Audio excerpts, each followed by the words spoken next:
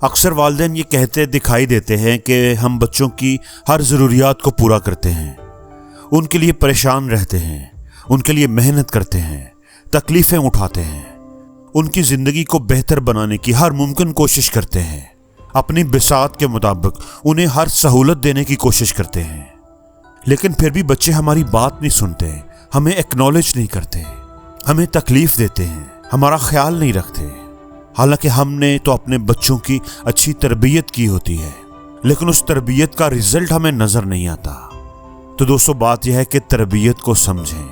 تربیت بچوں کی ضروریات کو پورا کرنے کا نام نہیں ہے، بچوں کے پیٹ بھرنے کا نام نہیں ہے، بچوں کو اچھے کپڑے پہنانے کا نام نہیں ہے، تربیت بچوں کو اچھے اسکولوں میں داخل کروانے کا نام نہیں ہے۔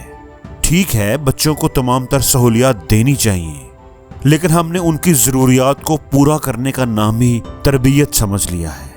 ہم نے سمجھ لیا ہے کہ ہم اگر بچوں کو اچھے اسکول میں ایڈمیشن کروا دیں، انہیں اچھے کپڑے دے دیں، انہیں اچھے ٹیوٹرز دلوا دیں، گھما دیں، پھرا دیں، سیر کروا دیں، شاپنگ کروا دیں، تو شاید یہ تربیت ہو گئی۔ دوستو، یہ ضروریات زندگی ہیں، یہ تربیت نہیں ہے۔ تو پھر تربیت کس چیز کا نام ہے؟ تربیت نام ہے بچوں کے ساتھ ایک اچھا ریلیشن شپ بنانے کا، بچوں کو ایک کوالٹی ٹائم دینے کا، ان کے ساتھ وقت گزارنے کا۔ اور یہ اچھا ریلیشن شپ کب قائم ہوگا؟ جب پہلے میاں بیوی کا آپس میں ایک اچھا رشتہ ہوگا، یعنی جس رشتے سے وہ بچے اس دنیا میں تشریف لائے، جو رشتہ ان بچوں کا سب سے پہلا رشتہ تھا۔ تو پہلے آپ اس رشتے کو اچھا بنائیے، اس پر کام کیجئے۔ بچے اگر وہ اچھا اور محبت بھرا رشتہ دیکھیں گے کہ ماں باپ کی عزت کرتی ہے اور باپ ماں کا خیال رکھتا ہے، اس کی عزت کرتا ہے، تو پھر بچے مل کر ماں باپ کا خیال رکھتے ہیں۔ وہ سمجھتے ہیں کہ ریلیشن شپ میں ایک دوسرے کی عزت کرنی چاہیے، ایک دوسرے کی بات سننی چاہیے۔ لیکن اگر باپ کے پاس فرصت ہی نہیں ہے ماں کے لیے، اور ماں کے پاس باپ کے لیے فرصت نہیں، تو پھر نتیجتاً بچوں کے پاس بھی ماں باپ کے لیے فرصت نہیں ہوگی۔ تو اگر آپ بچوں کی اچھی تربیت کرنا چاہتے ہیں تو بچوں کو ایک اچھا فیملی ٹائم دیں۔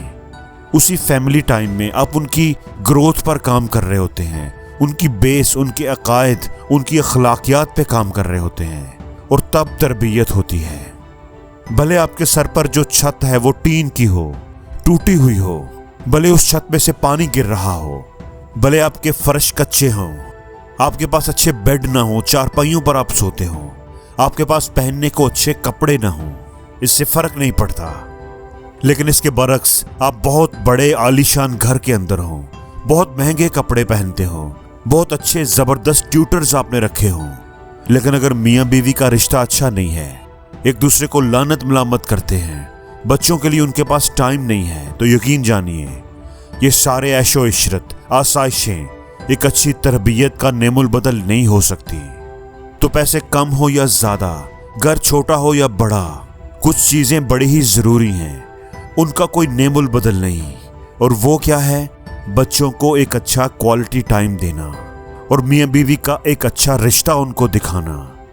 کیونکہ جس رشتے سے وہ اس دنیا میں وجود میں آئے ہیں، اگر وہ اسی کو لڑتا جھگڑتا دیکھیں گے تو پھر وہ دنیا کے کسی بھی رشتے پر بھروسہ نہیں کریں گے، پھر وہ سارے ہی رشتوں کو ایسا ہی سمجھیں گے۔ ماں کی عزت باپ نے خراب کر دی اولاد کی نظر میں، اور باپ کی عزت ماں نے خراب کر دی، تو پھر بچا ہی کیا؟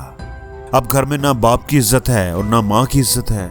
بچے دیکھتے ہیں کہ دونوں آپس میں لڑ رہے ہیں، جھگڑ رہے ہیں، تو اس لیے والدین کو چاہیے کہ وہ ایک دوسرے کو عزت دیں۔ اگر ایک دوسرے کو عزت دیں گے تو پھر وہی عزت آپ کی نسلوں میں چلے گی، اور پھر ہی آپ کی اولاد آپ کو عزت دے گی۔ نہیں تو پھر کیا ہوگا؟